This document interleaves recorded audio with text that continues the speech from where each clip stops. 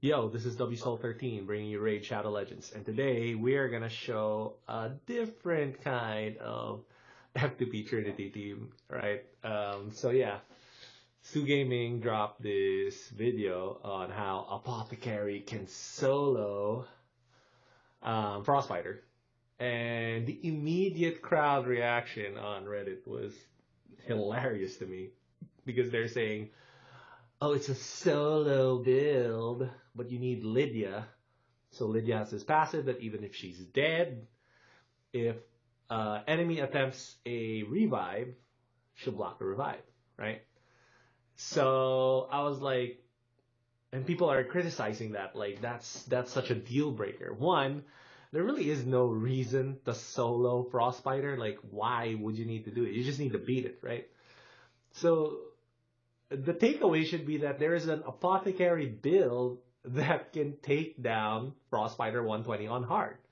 And I'm thinking, hey, if all you needed Lydia for was block revive, why not put Armiger in there and put it in the same kind of stats as Apothecary and see if they both survive?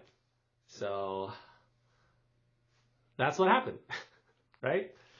So yeah, it's on floor 40, obviously. I mean, you know, I don't have gear as good as Stu's, obviously, or even a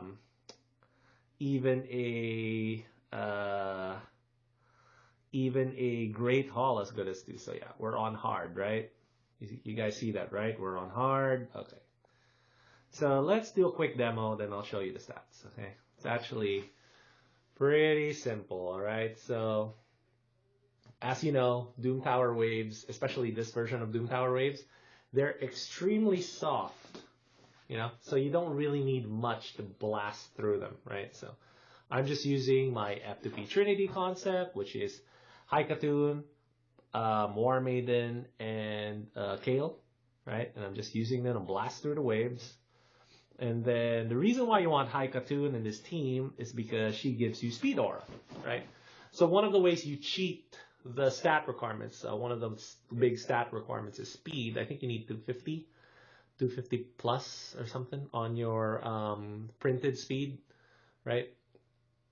And one way to cheat through that is to put a speed aura on your team.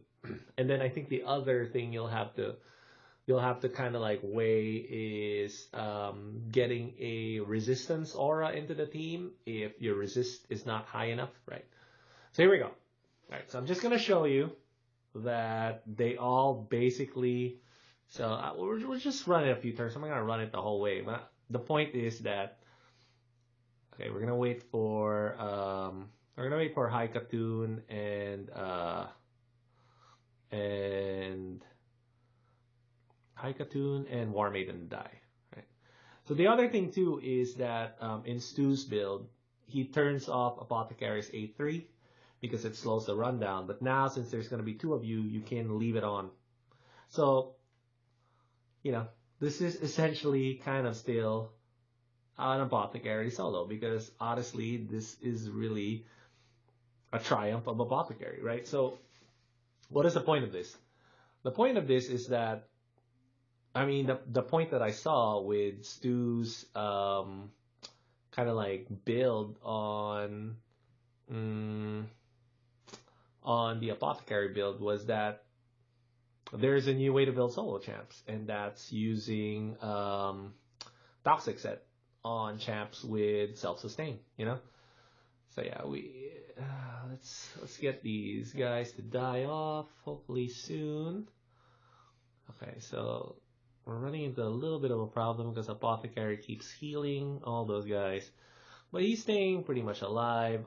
So Armiger is on regen set. There we go. So every time a teammate of yours dies off, right? So Apothecary, let's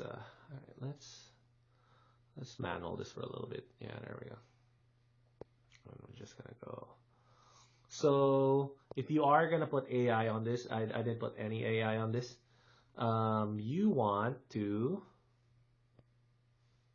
So we're gonna let Kale die. You want there we go. So Hopefully Kale dies. You want to definitely force Armiger to use that A2 over and over again.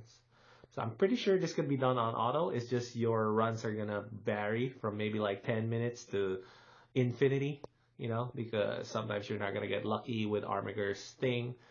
So how is this different from the other, all right, there we go. So yeah, how is it different from how you typically build Armiger? So how you typically build Armiger is you put crit rate, accuracy, right? So you need 100% crit rate, you need accuracy to beat the level you want to beat. This version of Armiger only has speed, resistance, HP, and def. So the numbers for HP and def you're looking for is something like, I think it's 55k HP and 3,000 def, or 3,000, I think it's 3,000 def. And then, yeah, see, as you can see, we're doing it.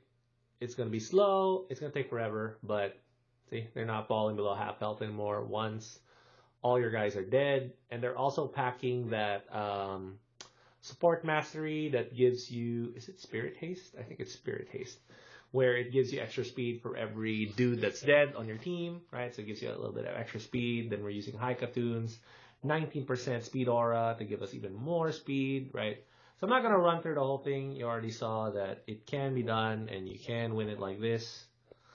All right, so I'm still on floor 40. I'm going to try to get the 120, but yeah, it's doable. So there are some like practical aspects that you have to kind of overlook. Is one, that Armiger, why would you build an Armiger like this, especially if Armiger is so useful, you know? So is there really, like, the reality is there really a situation where you're going to want to do something like this, you know, where, whatever, Armiger is kind of like the big reason why you, Armiger and Apothecary would be the only reason that you can beat floor 120.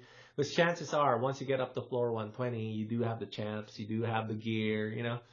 So all those questions are already checked off. Like, and Frostbiter is not necessarily the hardest 120 hard boss in raid. He might actually be the easiest, right? I'll show you the stats, right? Let's go. Show you the stats, show you the masteries. So what are we looking at here? We got 54,000 HP, 2,700 def. So def needs to be higher. 246 speed, the speed is just fine because we're getting the extra 19% from High Cartoon, right? So for def, you could like boost it with maybe like Iron Brago as your lead. If you want resistance, you could put a resistance lead like Vergamcar, or I think Stu used Renegade as the resistance lead, right? So there's plenty of ways to get around the stats you're missing, right? So I want 350 plus resist minimum. You want more. You know, you want it close to 400.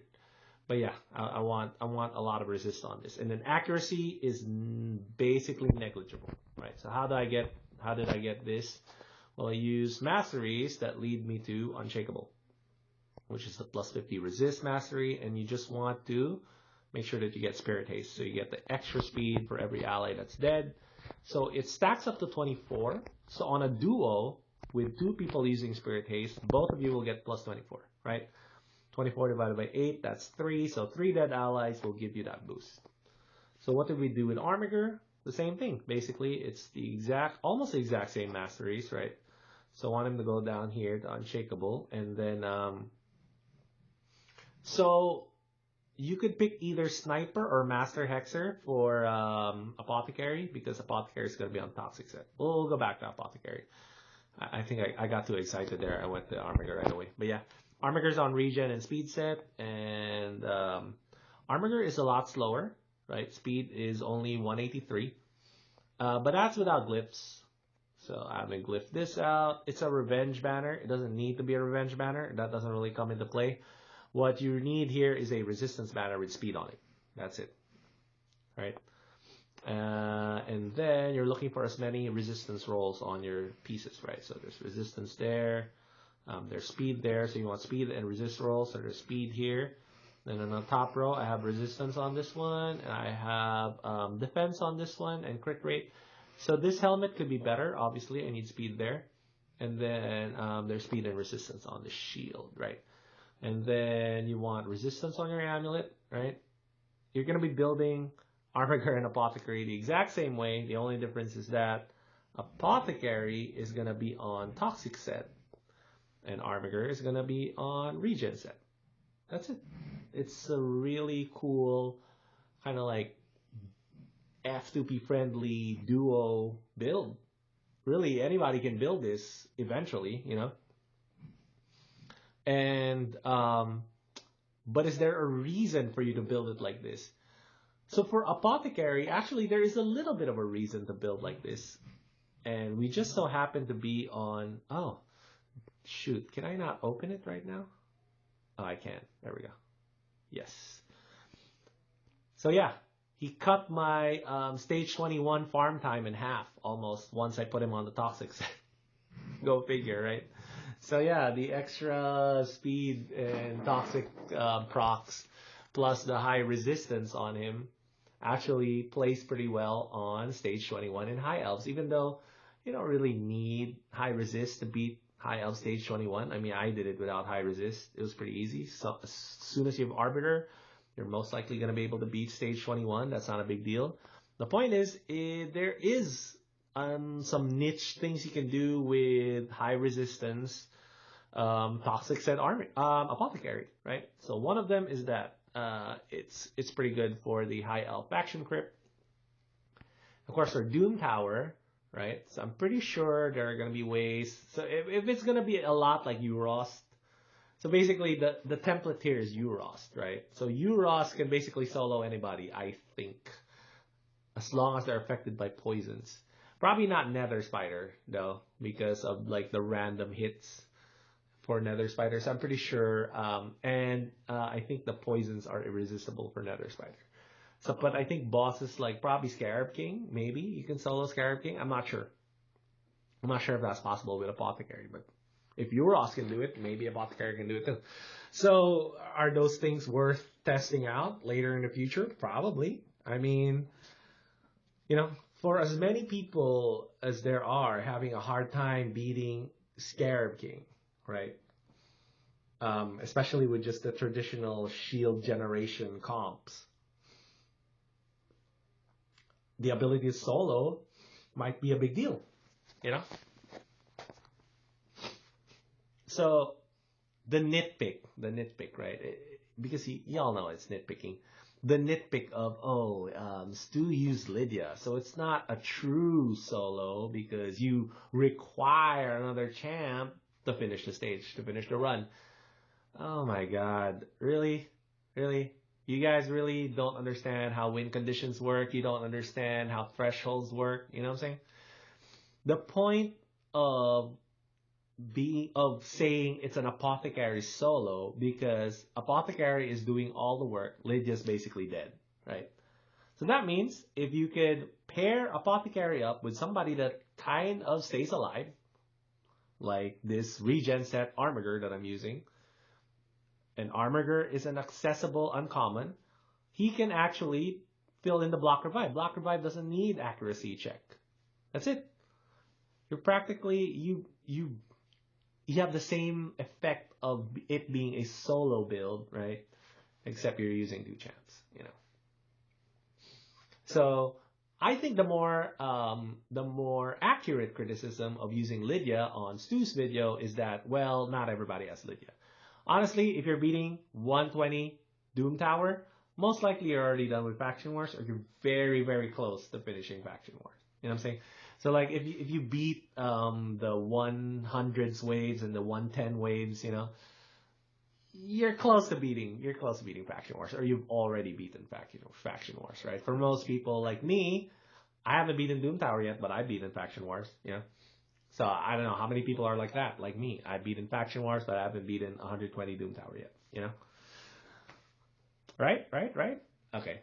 So really, the point of this is that a solo toxic build is viable now.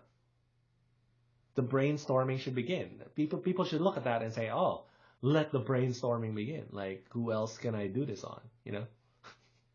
Apothecary is a good one. Accessible, rare. You can get it off a mystery shard. I think it's guaranteed now for some people. I've heard rumors that it's guaranteed now for some people. I don't know if it's true. Probably true. When they start the game, I mean, like there's a guaranteed way to get Apothecary. Great. You know?